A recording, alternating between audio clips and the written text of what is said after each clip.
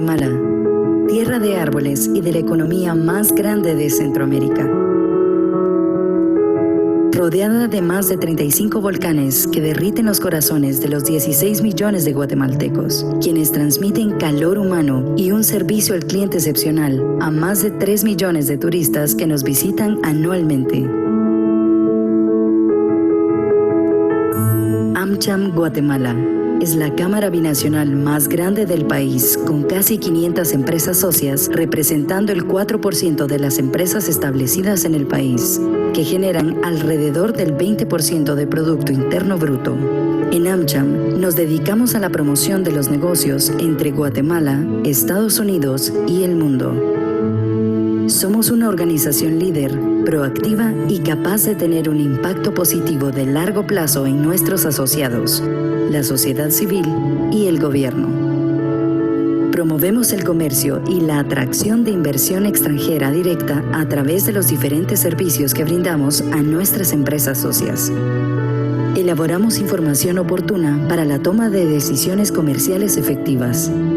Facilitamos oportunidades para la creación de redes comerciales y proporcionamos contactos comerciales claves para sus negocios.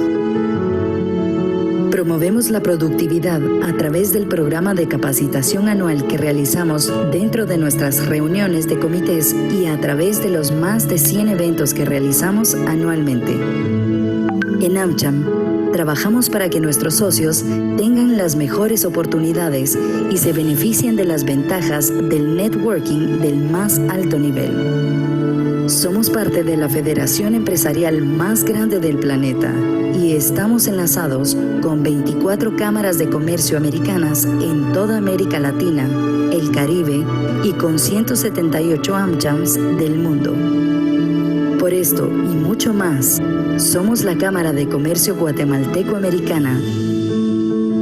AmCham Guatemala, su consejero de negocios.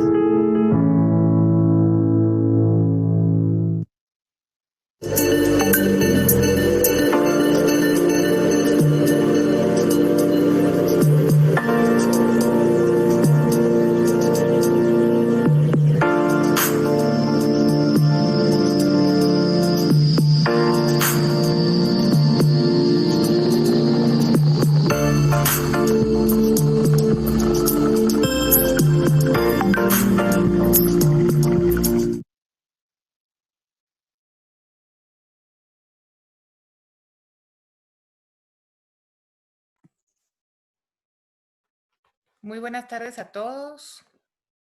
¿Me escuchan? Si me pueden solo confirmar el audio, por favor. Sí, Valesca, la escuchamos. No sé si Rodolfo Mendoza está en línea porque ya no veo su icono. Está. Bueno, muy buenas tardes a todos y bienvenidos. Mi nombre es Valesca Sterkel de Ortiz y es un honor para nosotros poder estar llegando a través de AmCham Connect, que es esta nueva plataforma de webinars virtuales a cada uno de ustedes en sus hogares y en el diario vivir que estamos pasando en estos momentos. La plataforma del día de hoy o el webinar del día de hoy es ¿qué podemos esperar en el panorama en los próximos meses para Guatemala y el mundo entero? Antes de comenzar y de presentarles a nuestro conferencista el día de hoy, quiero presentarles un poquito sobre AmCham. AmCham forma parte de la Asociación de Cámaras de Comercio Americanas de Latinoamérica y el Caribe, ACLA, por sus siglas en inglés, y cuenta con 23 AmChams en toda la región de Latinoamérica y el Caribe.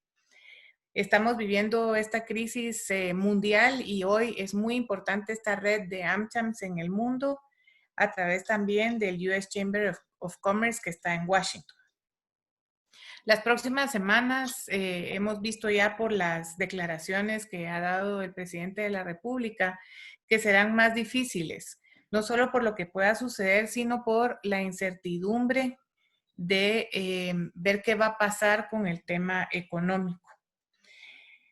Entonces, hoy queremos platicar sobre un poquito desde la perspectiva de nuestro conferencista de cuál es el tamaño real de esta crisis, colapsará nuestro sistema de salud o no, cuántos casos de contagio tendrá Guatemala, si es que se puede predecir o pronosticar conforme van por los estudios y conforme han ido las cosas.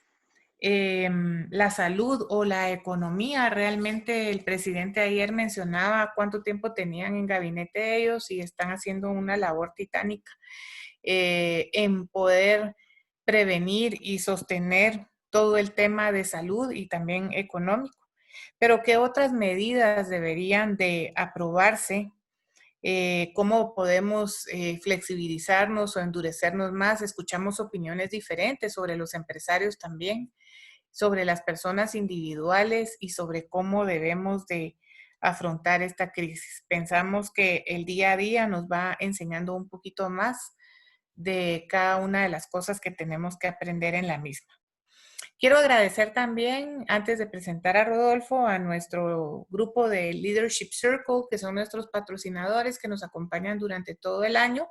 Y ellos son 3M, ABB, BAC Credomatic, Blocasa, Blue Medical, Boston Agrex, Cemento Regional, Central Law, Chiquita, Colgate, Convex In, Dagas, Denimville, Energuate, Europlaza, Fundación Génesis Empresarial, Grupo Salinas, KPMG, Lumation, Michatoya, Port to Port, Productive Business Solutions, Tigo Business, Tipic y Walmart. Sin más, quiero presentarles a el licenciado Rodolfo Mendoza, que además es amigo de AmCham, amigo personal. Él es fundador y director de Diestra, una prestigiosa empresa especializada en el manejo de crisis, comunicación y relacionamiento, a través de la cual provee asesoría a los principales tomadores de decisiones de este país en los ámbitos político, social y empresarial. Licenciado Mendoza posee estudios, él es abogado y notario por la Universidad Francisco Marroquín, con diplomado en altos estudios estratégicos. Te aplaudimos virtualmente, Rodolfo, y te damos la más cordial bienvenida. Tenemos hasta el momento 190 participantes conectados, están inscritos más de 200 personas. Así que les pido a todos los que están conectados que nos sigan en las redes sociales de AmCham, que vamos a tener muchísimos más de estos webinars. Próximamente tendremos invitados internacionales también que forman parte de ACLA y del US Chamber of Commerce. Así que te cedo la palabra y bienvenido. Muchísimas gracias, Valesca. Es un gran gusto poder estar aquí en este seminario de AmCham y poder compartir con las personas que nos siguen. El día de hoy vamos a estar tocando el tema de qué nos espera en Guatemala, cuál es el panorama de los próximos meses, hablándolo desde proyecciones que hemos venido realizando con un grupo, un equipo de amigos, de profesionales, y lo que queremos es ver no solamente los contagios que van a haber, pero realmente el tiempo, que creo es la métrica más importante en esta crisis, el tiempo, cuánto durará esto, cuándo podemos esperar que el gobierno reactive o no la economía y la vida social.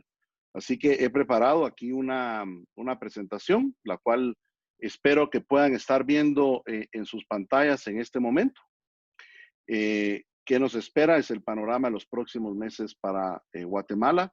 Y este va a ser el contenido. Haré una breve primera introducción de lo que es esta crisis y de los elementos que creo que son la clave de ella.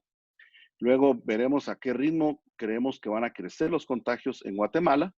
Ayer el presidente mencionó que si liberaba iban a haber 10,751 muertos. Un número tan exacto, tan cabalístico, que si se cumpliera, Guatemala sería el país con el mayor cantidad de muertos por cada 100,000 habitantes del mundo. Entonces, veamos realmente, según las proyecciones, qué se podría esperar, si es cierto o no. Hasta qué punto van a crecer esos contagios, es decir, cuál es el techo al cual llegaremos, en cuánto tiempo se hará, y ahí vamos a ver cuáles los tiempos tanto del crecimiento como del decrecimiento, y por lo tanto, de allí vendría la siguiente pregunta, que es ¿cuándo podríamos entonces esperar reactivar la economía o la vida social, antes o después? Y por último, haremos preguntas. La modalidad que se estará utilizando es que las pueden ir dejando en el chat y vamos a tener unos 10 o 20 minutos al final para responderlas. Acerca de las proyecciones, debo hacer esto de énfasis. Las proyecciones que se hacen son para ilustrar posibles escenarios que vienen por delante. En ningún momento son predicciones. Así que sirven más de ilustración que de predicción realmente. ¿Por qué? Porque todas las proyecciones que se realizan aquí en Guatemala o en el mundo se basan en supuestos que alimentan un modelo. O sea que para que la matemática funcione, uno tiene que suponer algunas cosas, ya les vamos a decir cuáles son los supuestos de estas proyecciones, y entonces eso nos generan ciertos escenarios hacia adelante. Los modelos se deben ir actualizando día con día, eso es algo muy importante. Por ejemplo, en Estados Unidos, a finales de marzo, las proyecciones del gobierno le decían que iban a tener 200,000 muertos, y cuando los fueron viendo día a día, ya se dieron cuenta que van a bajar como a 60,000 muertos. Sigue siendo un montón, pero lo que quiero decirles es que en la medida que salen mejores datos, más cantidad de datos, las proyecciones se van afinando. Y todas las proyecciones, por supuesto, se realizan en condiciones conocidas el día de hoy. Estas son las características de esta crisis. A manera breve, esta es una crisis inevitable. No hay manera de podernos blindar, no ha habido país que se puede blindar y por lo tanto es una crisis también global. Va a llegar a todos los países del mundo sin importar cultura, religión, ideología, latitud, clima o humedad. Ha llegado a todos los países. A diferencia de guerras mundiales, por ejemplo, esto sí afecta directamente a todos los países. Es una crisis enorme. Y voy a usar aquí una palabra chapina que utilizamos. Esto es como que venga un gran hombre moreno de 2,5 metros y nos va a pegar una gran trompada. No la podemos evitar. Lo que podemos hacer es cubrirnos, agacharnos y evitar que nos quebremos cuando caigamos al piso para podernos levantar de nuevo.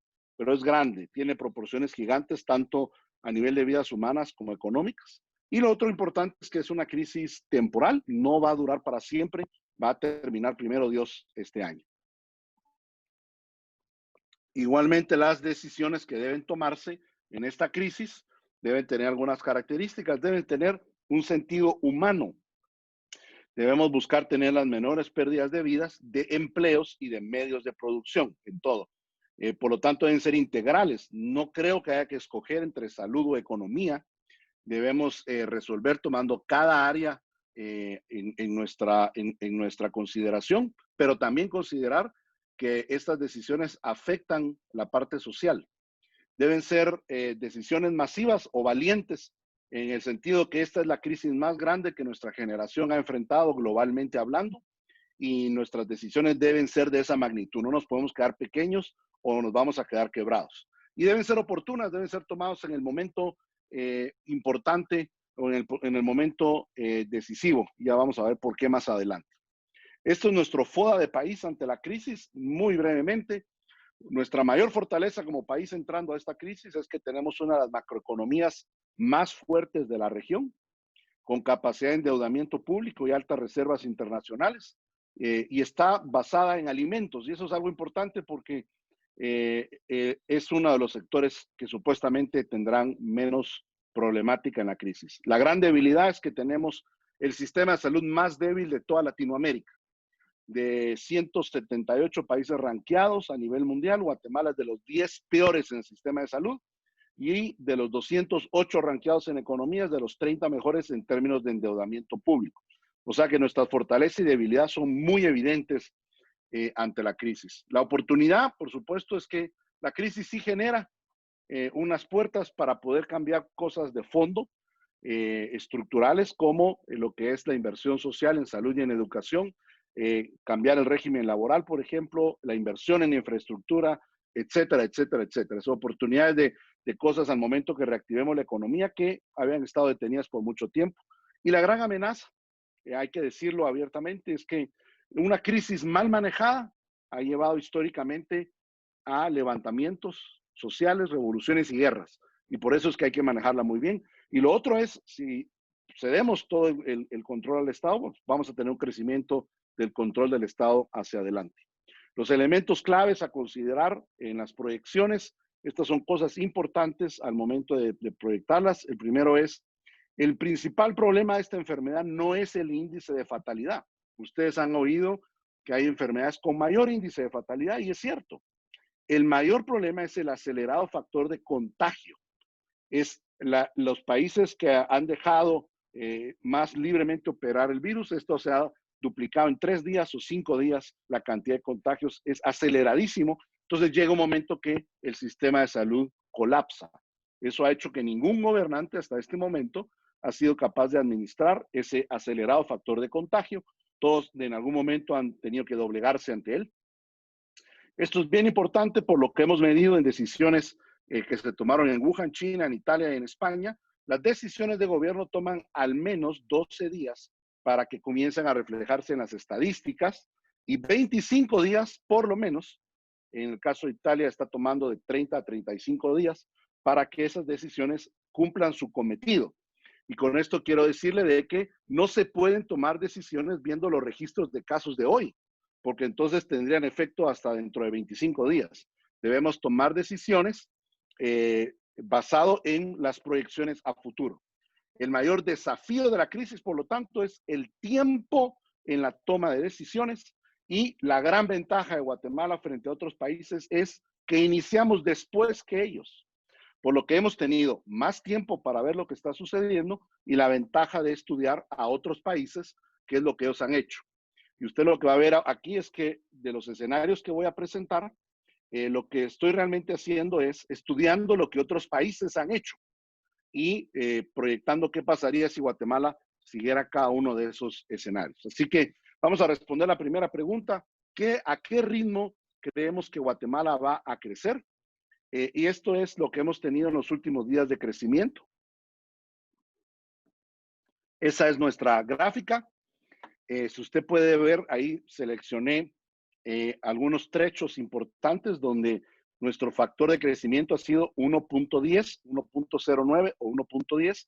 Eso significa que ha crecido 10% más cada día, 9% más cada día, 10% más cada día. El promedio que lleva Guatemala desde el día 20 para hoy es de 1.11. Han habido un par de días ahí que han sido las excepciones, el día que crecimos de 50 a 61, como el día que crecimos de 95 a 126, pero de ahí en adelante el factor de crecimiento se ha mantenido igual. Y le comento esto porque no es tan importante escuchar la cantidad de casos de Guatemala como escuchar el porcentaje que crecimos en un día. Es decir, si el presidente saliera hoy a decir que crecimos 19 casos más, seguiríamos dentro de la misma tendencia que el país ha llevado. Por eso es que podemos proyectar para adelante que Guatemala se mantendrá entre 1.08 y 1.12 de crecimiento diario, por lo menos en las siguientes semanas. Para vencer al virus prácticamente hay 2 visiones, y ustedes lo han oído mucho en las discusiones a nivel gubernamental como en las discusiones en chats. Uno es la inmunidad colectiva, eso es, en el momento que todas las personas o la mayoría sean infectadas, generamos inmunidad y ya no puede volver a enfermarnos la misma enfermedad. El ejemplo, la gripe española ya no nos vuelve a dar el día de hoy. Fue la última gran pandemia mundial de hace 102 años. Y el otro visión para vencer al virus es romper la cadena de transmisión, que es lo que estamos haciendo en Guatemala, es aislar a la población para evitar más contagios. Esto da luz a las 2 grandes estrategias, la estrategia de mitigación y la estrategia de supresión. En pocas palabras, mitigación es lo que está haciendo AMLO en México, supresión es lo que está haciendo Bukele en El Salvador. Se lo estoy poniendo así, por supuesto no son los únicos países, hay mucho más, pero la mitigación no es que AMLO esté haciendo una locura, está haciendo pues una de las estrategias que usualmente se utilizan. Y la ventaja es que no detiene la actividad económica y una vez se contagian todos, pues se vence de una vez por todas el virus. La desventaja en esta crisis es que los gobiernos no han sido capaces de administrar el factor de contagio, que es clave en esta estrategia, y por lo tanto han colapsado los sistemas de salud. Y en el caso de la supresión, la gran ventaja es que sí detiene ese acelerado factor de contagio, le permite un respiro al sistema, gana tiempo, y creo que es la mayor ventaja que ha hecho Guatemala con un sistema de salud tan malo, es ganar tiempo para prepararnos, pero tiene desventajas. El encierro viene a un costo muy alto en pérdidas económicas y malestares sociales, y además hay una incertidumbre, y es qué sucederá el día que nos reactivemos. El virus no se muere con la supresión, solamente se corta el factor de contagio, pero el virus nos va a estar esperando y tendremos que aprender a vivir con él. Mucho se habló del camino asiático, que yo le llamo la supresión individual, que es lo que hicieron países como Japón, Corea del Sur, Singapur, Hong Kong y Taiwán, que es lo que hacían son pruebas masivas y lo que hacen con las pruebas masivas es identificar inmediatamente al que tiene un contagio y es asintomático, y lo que hacían es lo localizaban con geolocalización a través de los celulares, veían qué personas habían estado alrededor de esa persona en ese momento, mandaban un mensaje inmediatamente a los demás diciéndoles que tenían que estar en cuarentena. De esa manera no tenían que encerrar a toda la población, sino únicamente encerraban a ciertos grupos pequeños de población. La ventaja es que no detuvieron la actividad económica durante mucho tiempo y redujo el crecimiento de contagios. La desventaja para nuestro país es que sí requiere de una masiva planificación y de un seguimiento muy grande de casos uno por uno, y que no tenemos actualmente tecnológicamente ni los recursos para poderlo realizar con éxito en Guatemala. Además, existe esto. Singapur, que había sido el modelo de los casos asiáticos, ya llegó a aplicar ahora la supresión. Empezó con su primer caso, como ustedes ven allí, el 23 de enero, pero ahora, recientemente, el 8 de abril, Singapur ya declaró un encierro. Singapur está prácticamente igual que Guatemala, solo que ellos con un encierro todavía más fuerte. Lo que logró las pruebas masivas y la trazabilidad fue alargar 76 días de actividad económica, alargarlo hasta que llegara la curva de ellos. Lo mismo le pasó a Japón. Japón también ya ha mandado a su población a estar en casa. Ellos no puede ser obligatorio, así que han hecho un confinamiento estricto, voluntario, pero sí estricto. Y ellos ganaron 78 días con esto. Lo que quiero decirles es que esta estrategia en Asia, que es una cultura más colectivista, ha funcionado. Para ellos les ha ganado tiempo, les ganó 2 meses y medio. En vez de ir al frente del tiempo, ahora van hasta atrás, pero que al final los países están llegando siempre a aplicar la supresión que aplicamos nosotros. Entonces, regresando a Latinoamérica, esto es la distribución de países que está aplicando cada una de las actividades. Nosotros nos hemos dedicado a estudiar los diferentes países, todos los del continente americano y los principales de Europa y Asia, para ver qué han hecho, incluso Oceanía también, y los hemos ido clasificando por diferentes medidas que han tomado. En grandes rasgos, así quedaría. En América Latina, el gran ícono de la mitigación es México, que todavía tiene ciertas reuniones permitidas, y aunque le dice a su gente que se quede voluntariamente en casa, realmente no lo refuerza. Uruguay sí lo refuerza. Le pusimos ahí que está todavía en la mitigación porque no es obligatorio quedarse en casa, aunque los uruguayos han respetado muchísimo y prácticamente están todos en un confinamiento. Brasil ha hecho, Bolsonaro ha querido hacer una mitigación a nivel nacional, pero le pasó lo mismo que a Trump, y es que sus gobernadores de estados o de regiones empezaron a cerrar sus estados. Nicaragua no tiene ninguna medida tomada hasta ahora.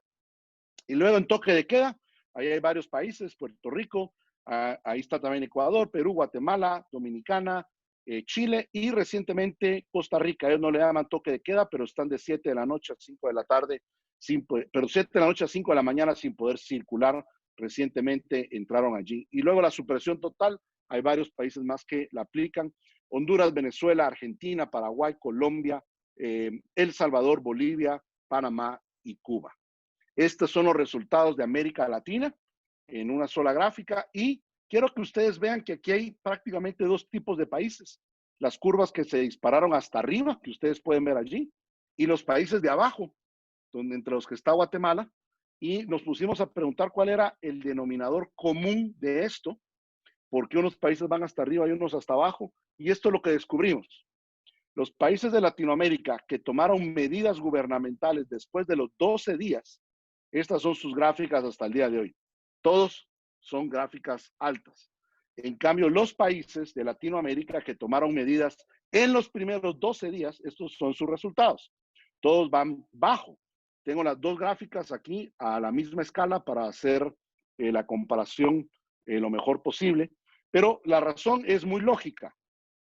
Los países que tomaron decisiones temprano evitaron, si ustedes se dan cuenta y regreso, que a partir del día 20 y 30, entre el día 20 y 30, es donde las curvas empiezan a dispararse fuertemente. y las medidas anticipadas lo que hicieron fue evitar que esos días se empezaran a dar con curvas grandes. Y por eso es que Guatemala, a pesar que ya vamos 33 días, seguimos dentro de los países que tienen pocos casos. Lo que quiero decir con esto es el tiempo para tomar una decisión ha resultado hasta ahorita en Latinoamérica más importante que la misma decisión en sí. Déjenme darle un ejemplo. No hay mayor diferencia en que el toque de queda termine o empiece a las 4 de la tarde o a las 7 de la noche como en Costa Rica. La mayor diferencia es que el toque de queda se ha puesto en el caso de Guatemala en el 6º día o en el caso de Ecuador en el día 15. Eso sí hace una gran diferencia. Y ahora vamos a ver los países del mundo. El país por excelencia de supresión en Europa es Suecia. Están haciendo una estrategia muy agresiva en educación y en vez de obligar a la gente a quedarse en casa, lo que ellos han hecho es explicarles por qué se deberían quedar en casa, confiando de que su gente hará caso. Y los suecos por lo general así son. Así que ellos son el ícono de la mitigación. En el caso de Suecia ya ha tenido que ir cerrando algunas cosas como los restaurantes, los bares, todo el entretenimiento y las reuniones ya las limitó a 50 personas. Le sigue creciendo todavía su curva, así que yo esperaría más decisiones a futuro. Holanda originalmente había dicho que iba a seguir la mitigación, pero poco a poco se ha ido transformando y ahora se parece más a una supresión, pero todavía lo dejamos ahí por la clasificación. Y luego tenemos varios países aquí: Italia, Dinamarca, España, Bélgica, Francia, Austria, Gran Bretaña, Australia, la India, Israel. Tenemos Rusia, Sudáfrica, todos tienen supresión obligatoria. El encierro voluntario, pero muy restringido, lo tienen Noruega y Suiza, y la mitigación nacional, pero el cierre regional lo tienen Alemania y Estados Unidos. Estados Unidos tiene 45 de los 50 estados actualmente en confinamiento obligatorio. Estos son la evolución de los casos a nivel mundial. Estados Unidos pues, ya pasó los 600,000 casos y su gráfica hace ver que las demás se vean chaparras, pero realmente los Estados Unidos es algo gigantesco.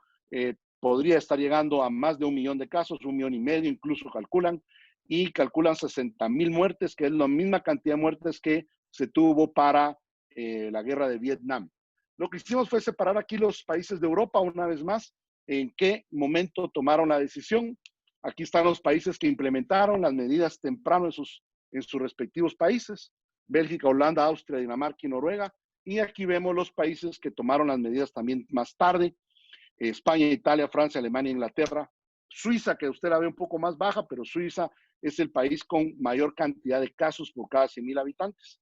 Solamente España le supera. Y Suecia, que es la gran excepción, que les hablaba de la fuerte educación cultural que han tenido en sus países.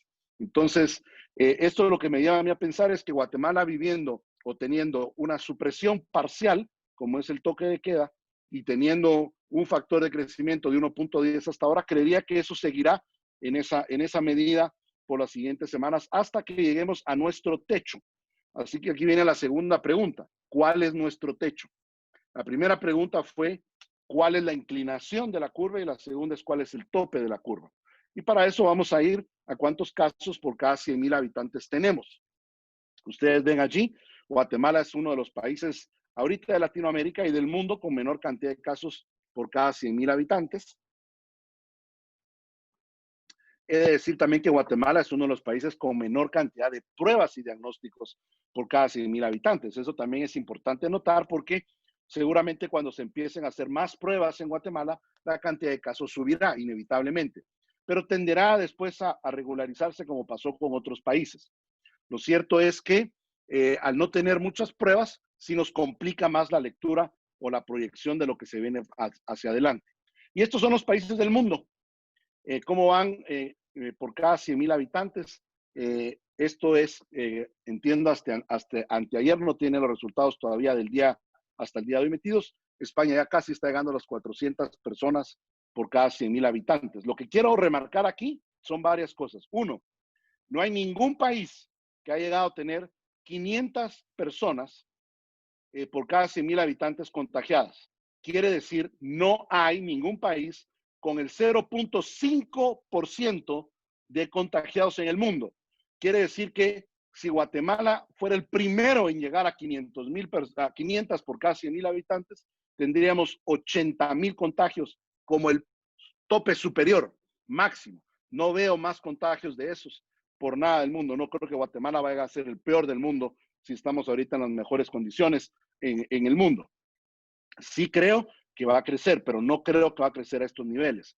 Y si ustedes se dan cuenta, los países que lideran la tabla de más contagios por cada 100,000 habitantes, España, Suiza, Italia, Francia, Estados Unidos, Alemania y el Reino Unido, son países que tomaron decisiones más tarde.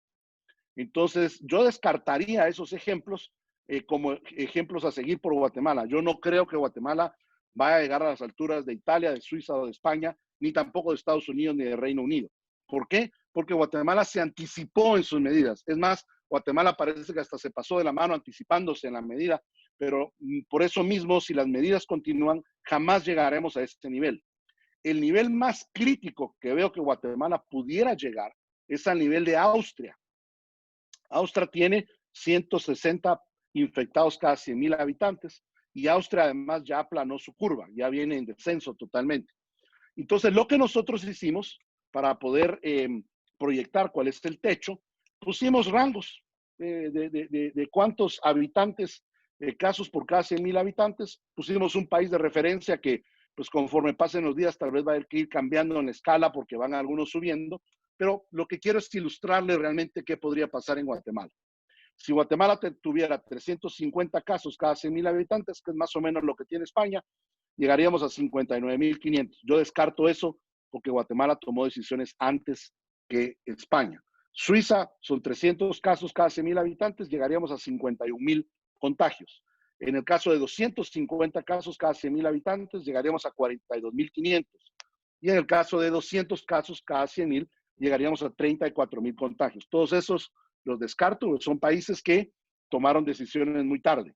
El primer país que aparece, que tomó una decisión poco más anticipada, es Austria. Austria llegó a 25,500, llegaríamos, perdón, si fuéramos como Austria, a 25,500 casos. Y por eso lo estoy poniendo como el ejemplo más crítico. Y de ahí escogí 100 casos o por cada 100,000 habitantes, que es Dinamarca. Guatemala llegaría a 17,000. 50, que es República Checa, llegaríamos a 8,500. Y ahí está Australia, que tiene 25 casos cada 100,000. Y eso significa 4,250 casos en Guatemala. ¿Qué es lo que quiero decirle una vez más? De todas estas referencias, usted ve allí 9 diferentes posibilidades, porque hicimos también el de 400, aun cuando no hay ningún país ahí. 9 diferentes países o 9 diferentes escenarios y corrimos 4 diferentes curvas para cada uno de esos países para ver cuántos escenarios hay. Y todavía hicimos uno más, que es llegar a tener 10 casos por cada 100,000 habitantes. Así que realmente hicimos el ejercicio con 10 diferentes topes y 4 diferentes curvas, es decir, se corrieron 40 diferentes escenarios y se escogieron o priorizaron 3, que es lo que le vamos a enseñar el día de hoy y que es de donde surge el tiempo que tomará esta crisis. ¿Cuánto tiempo tomará en llegar al pico de contagios y cuánto tiempo tomará en llegar al final de ese pico de contagios? Así que estos son los supuestos, una vez más, que le metimos a las proyecciones. El primer supuesto es el gobierno continuará con las medidas de confinamiento durante todo el proceso. Ya le voy a explicar más adelante por qué creemos que eso es lo que va a suceder. No estoy diciendo si es lo que creemos que es lo mejor. Estoy diciendo que es lo que creemos que va a suceder por las señales que ha dado el gobierno y lo que ha pasado en el resto del mundo. También establecimos un ritmo de crecimiento, ya dijimos de 1.10, de los 40 escenarios que se construyeron, priorizamos 3. Le hemos llamado el crítico, el medio y el positivo. Y además puse 2 más ahí para ilustrar. Tendremos un comportamiento en camas hospitalarias del 12% y 5% serán enfermos críticos. Así que llego ahora a lo que son el resumen de escenarios, los 3 escenarios que hemos construido, crítico, medio y optimista. Y como ilustración he puesto del lado izquierdo uno que le llamo el apocalíptico, porque no creo que se dé en Guatemala, pero lo estoy poniendo ahí a manera de ilustración para aquellos que creen que esto se puede poner todavía más duro. Y del lado le puse el ideal, para aquellos que todavía se sienten con más fe de creer que Guatemala le puede ir bien. Pero me voy a centrar en los 3 del centro. Si usted se da cuenta, ahí está el crítico, que ya dijimos que es el ejemplo de Austria. Tendríamos 25.500 casos. El pico de hospitalizados es 3.000. La fecha pico que llegaríamos a los contagios es 6 de junio. Y la fecha donde llegamos a no crecer más es 12 de julio. En el escenario medio, que es el ejemplo de Dinamarca, 17.500 casos. El pico de hospitalizados es 1.550. El punto medio de picos de más alto es 2 de junio y la fecha donde llegamos a no crecer más es el 5 de julio. El escenario optimista, que es 50 personas cada 100,000, el total de contagiados serían 8.700, el pico de hospitalizados es 750, la fecha pico de contagios sería el 20 de mayo, la fecha de factor de crecimiento cero sería 24 de junio. Y voy a mencionar el ideal por una razón que le voy a explicar. En la medida que vamos día a día viendo esto, cada vez más se me hace muy posible que nos vamos a ir por un escenario como el ideal. Lo que quiero decirles es que tengo ahorita cautelosas esperanzas de que podamos llegar a este escenario ideal. No lo puedo todavía asegurar porque no tenemos la suficiente información en Guatemala para asegurarlo, pero por lo que veo en otros países en similares condiciones que Guatemala, este escenario cada vez se hace más posible y sería llegar a 4.250 contagiados, un pico de 360. El 18 de mayo sería el pico de contagios y el 13 de junio sería el día que estaremos ya no teniendo más crecimiento de contagios. Eso lo trasladamos al sistema de salud y como ustedes se pueden dar cuenta, pusimos ahí el pico hospitalizado, las camas habilitadas, cuántas camas necesitamos adicionalmente en cada uno de los casos. En el escenario medio y en el crítico necesitaríamos más camas de los hospitales de campaña que el gobierno está haciendo actualmente. En el escenario optimista, en el ideal no. Ahí ponemos el pico también de enfermos críticos, los respiradores que están disponibles y cuántos más necesitamos.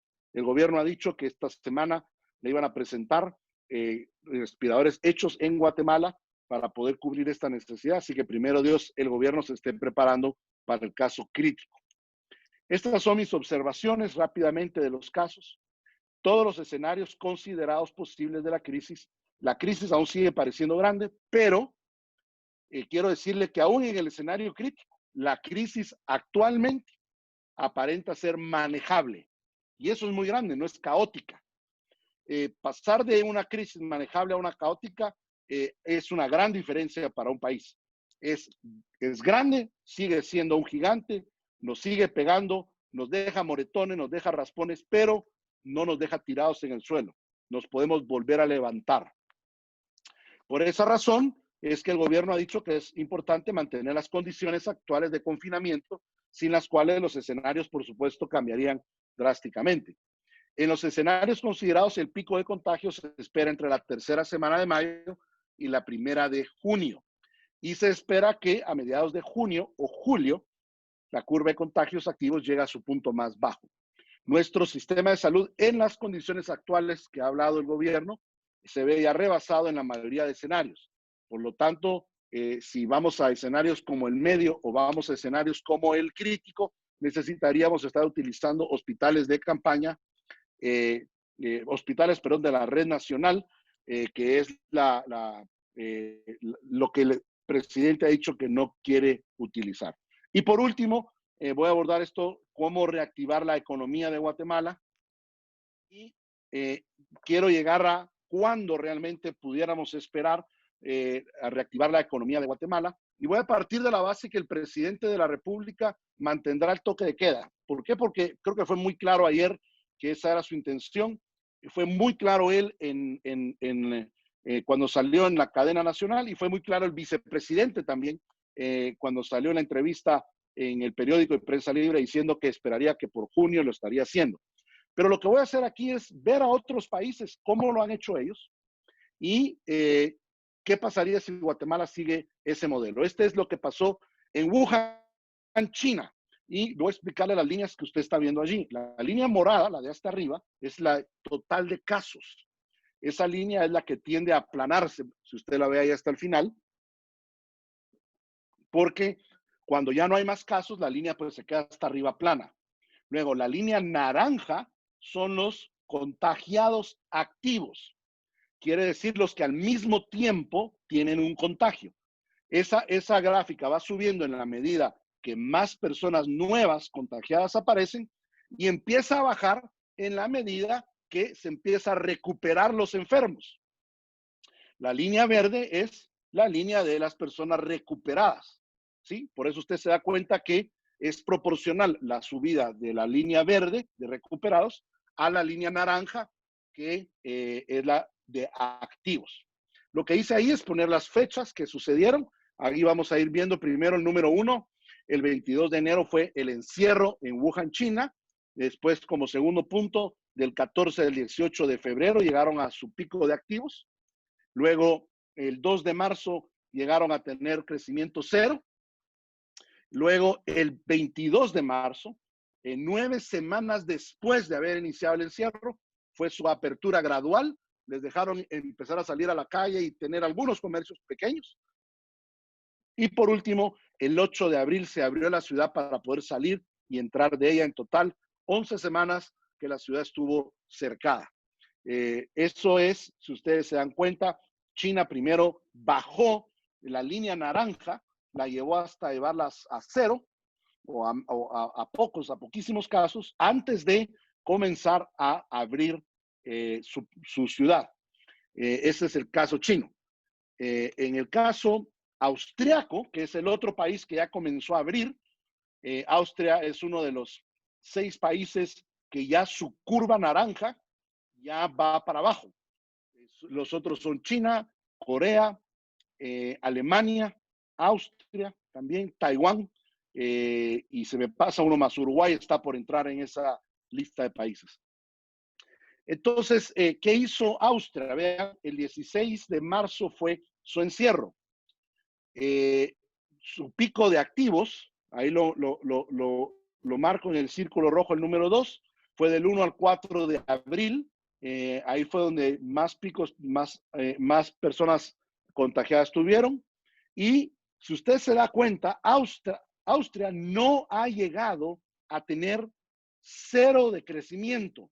Austria está teniendo actualmente, creo que 5 de crecimiento, así que puse el número 3 viendo hacia el futuro. Yo considero que alrededor del 22 de abril, 25 de abril, va a estar llegando a ese número 0 de crecimiento, en el caso de Austria. Así que ellos se animaron a abrir, abrieron el día martes, recién 14 de abril, ustedes ven allí, fue su apertura gradual. Y lo que hicieron fue poner un plan de que el martes 14 de abril abrieron los comercios pequeños, de 400 metros cuadrados o más pequeños, obligación de usar mascarilla, 2 metros de distancia entre cada uno y el transporte limitado. El 1 de mayo abrirán las empresas grandes, el 15 de mayo abrirán los restaurantes y finales de junio abrirán todo lo que es hotelería y turismo y los viajes y los eventos. Así que estas son mis observaciones de ver los únicos 2 países ahorita. Solo esos 2 han tenido un plan de apertura. Alemania anunció ayer su plan de apertura, pero todavía no con tanto detalle, pero es muy similar al austriaco. Entonces, lo que puse ahí es la condicionante en todos los modelos de reapertura que se han usado ahorita es superar el pico de contagios activos y tener bajo el control los nuevos contagios diarios. Austria se pudo adelantar, lo hizo más rápido que China porque su sistema de salud funcionó impecablemente, fue muy bueno y por eso se atreven a tener la confianza de decir tenemos dominado el virus.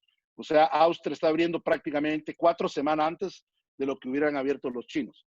En estos modelos, si siguiéramos el modelo chino de apertura, nosotros estaríamos reactivando poco a poco, gradualmente a mediados de julio.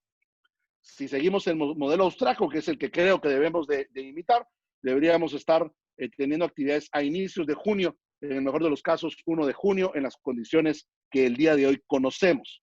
Lo que quiero decirles es, ningún país ha abierto sus actividades económicas antes del pico de contagios. La verdad, yo no creo que el presidente de Guatemala va a ser el primer presidente del mundo que abra la actividad económica antes de llegar al pico de contagios. No creo que se anime, perderíamos lo que se ha ganado, no habría hubiésemos cerrado en toque de queda de balde.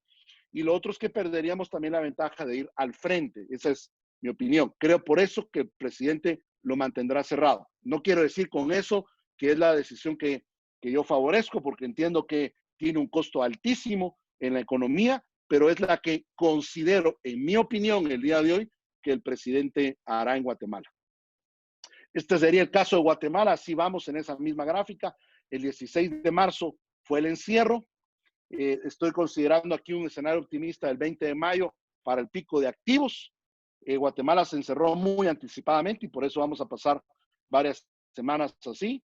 Y eso nos llevaría al 1 de junio a estar reactivándonos en nuestra economía. Primero Dios, que se va cumpliendo lo que nosotros creemos o estamos viendo cada día más posible, y es que sean muchos menos los contagiados. Existen posibilidades de ese escenario ideal y aún de menos, pero todavía no tenemos los datos de los diagnósticos en Guatemala como para poder garantizar o asegurarnos o proyectar un escenario así, pero tal vez en una semana ya podamos hacerlo y veamos con mejores ojos el futuro del país. Hasta el día de hoy, en las condiciones hoy conocidas, estos son los escenarios siguiendo los modelos de otros países.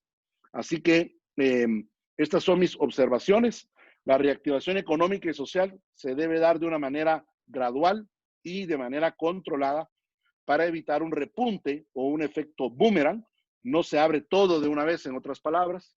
El confinamiento no desaparece al virus, eso es importante. China, desde que abrió, lleva 22 días y lleva 1,065 casos nuevos. Así que tendremos que aprender a vivir y a convivir con el coronavirus. Así que cuando regresaremos a una nueva normalidad. El distanciamiento social vino a quedarse, la obligación de uso de mascarillas va a tener que continuar y el teletrabajo en la medida posible va a tener que continuar hasta que se descubra un tratamiento de rápido alcance o una vacuna. La vacuna en condiciones normales llegaría hasta el mes de junio del año 2021, que se pueda aplicar masivamente. No estamos en condiciones normales, así que posiblemente se adelante ese momento. Y en el caso de los tratamientos, hay por lo menos 18 diferentes experimentos de tratamientos ahorita.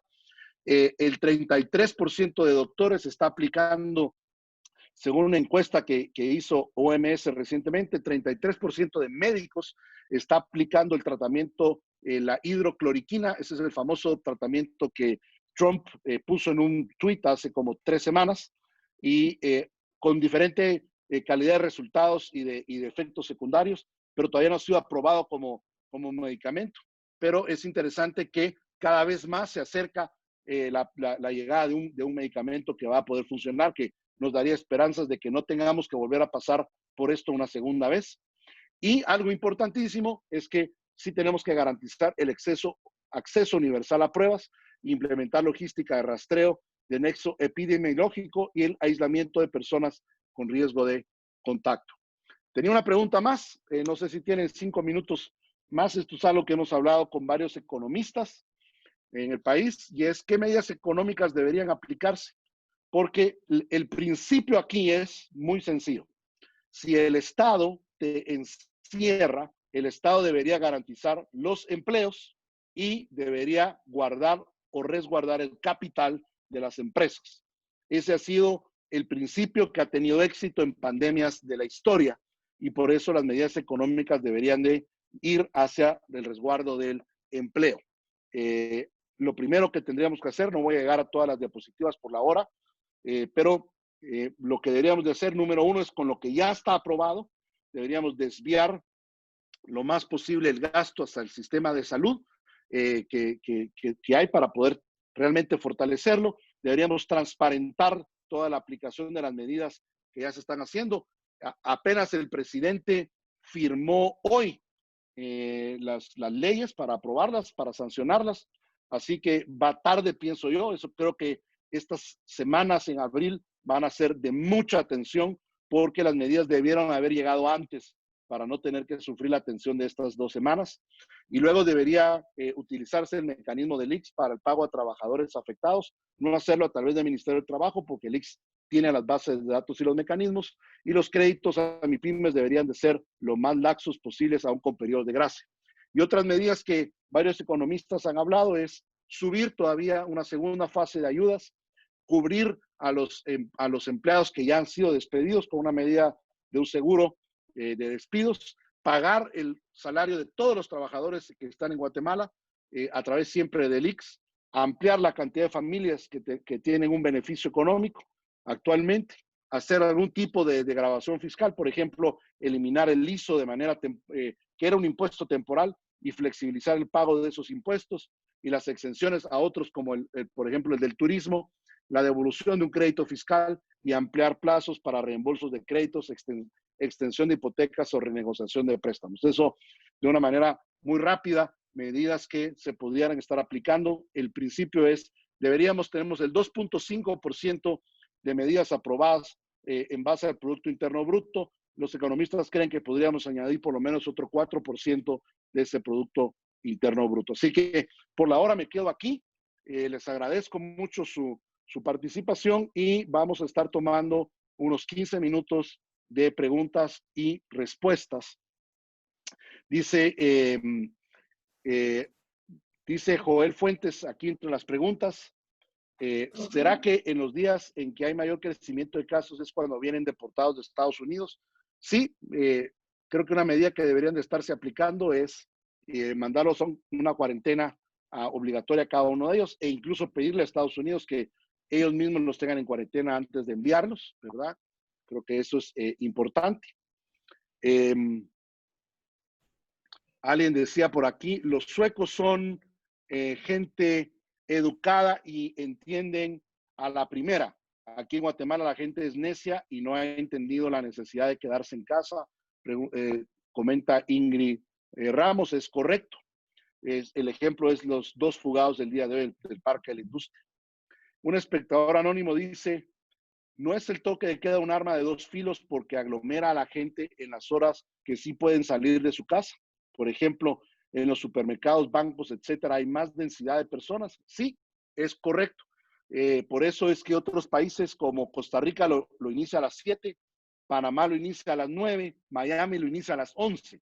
Y se podría hacer eso. Podríamos tenerlo hasta las 9 de la noche y escalonar los horarios de actividad económica. Es decir, la misma cantidad que está saliendo hoy, solo que con más tiempo para no generar aglomeraciones, podría ser una mejor medida, por supuesto.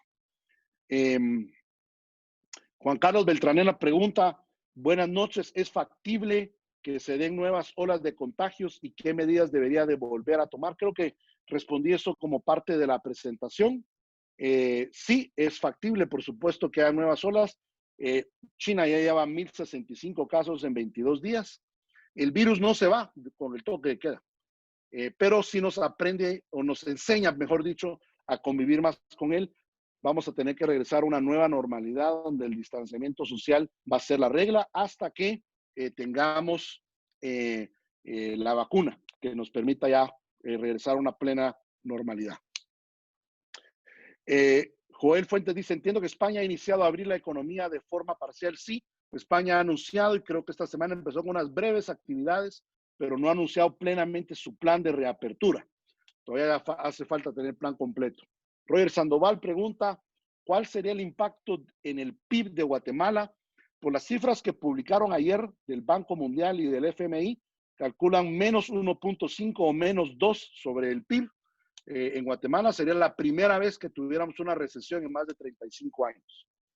Alberto Cibrián pregunta, el presidente mencionó 10,751 muertos si no hacemos nada, o sea que el modelo de contagio sería 355,000 contagiados. Sí, yo por eso les dije al inicio que en los números que el presidente dio ayer seríamos el país del mundo, pero por mucho, con más muertos cada 100,000 habitantes. Tendríamos 63 muertos cada 100,000 habitantes y el que más tiene el siguiente es España, que tiene 42.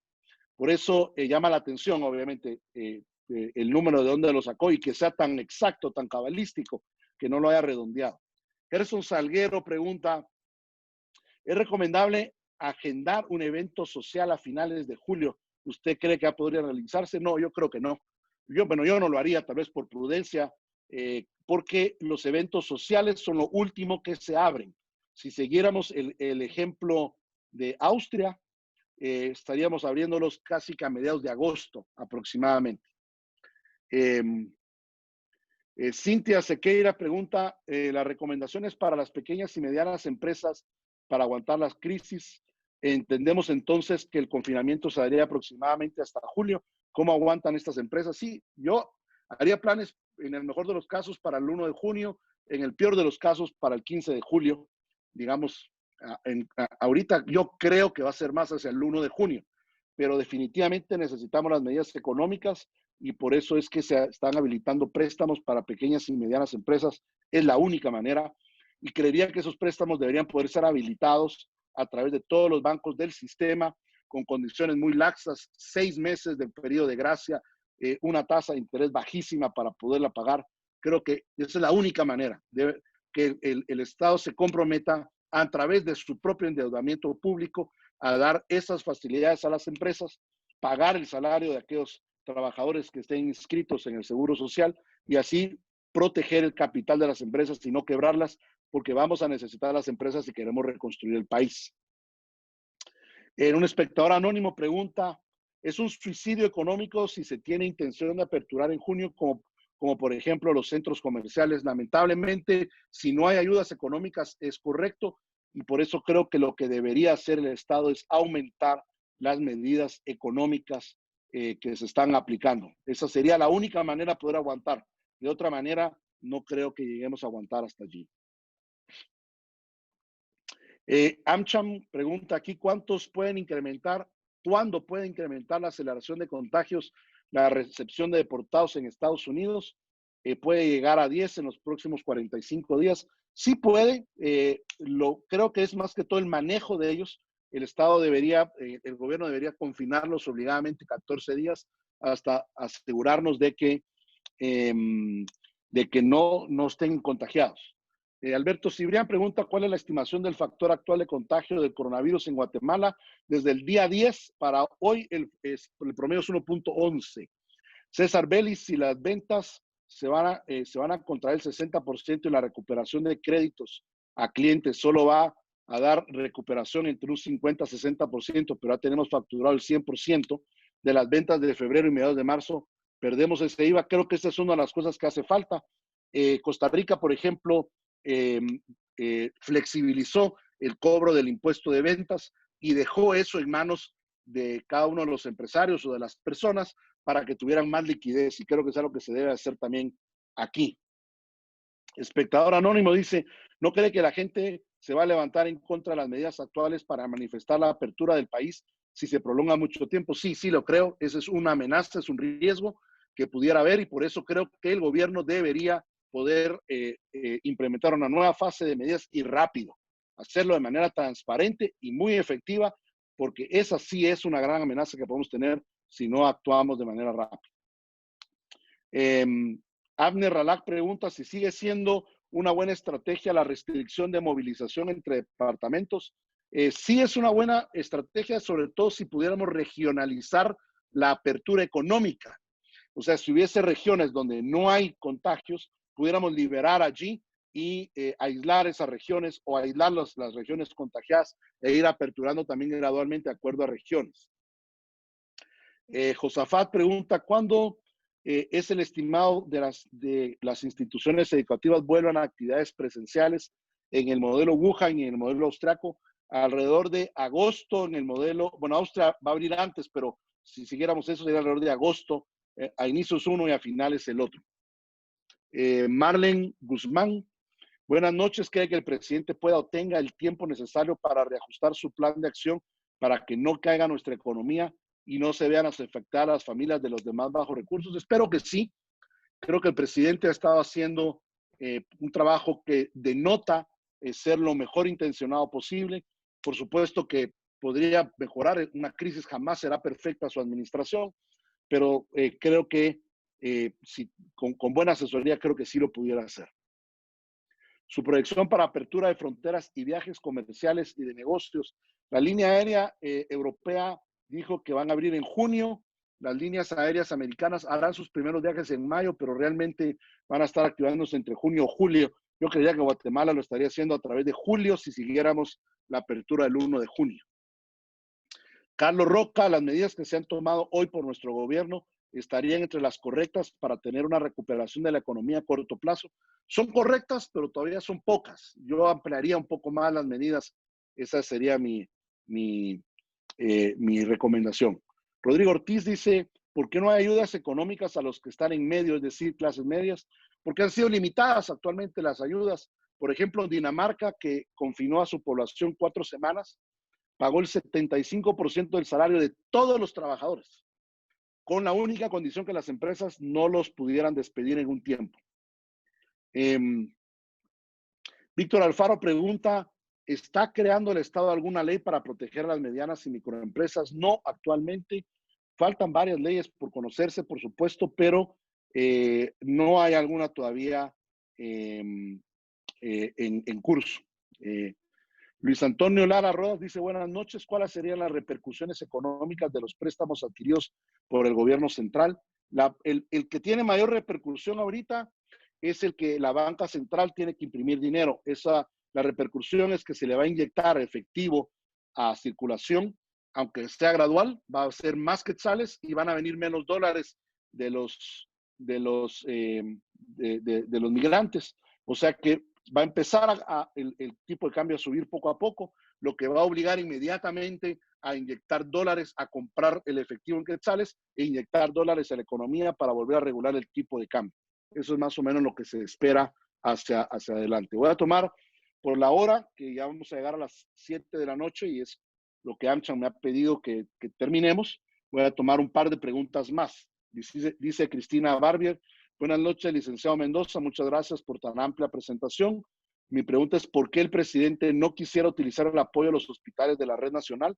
Bueno, porque tenemos una de las peores redes de hospitales a nivel mundial, una de las 10 peores, más insuficientes. Y si utiliza la red hospitalaria nacional existente, que ya es escasa para atender las enfermedades, entonces aquellos enfermos que son del corazón, aquellos enfermos que son de renales, o los que se quiebren o tengan un accidente no tendrán dónde poder ser atendidos y correrán riesgo además de ser contagiados allí.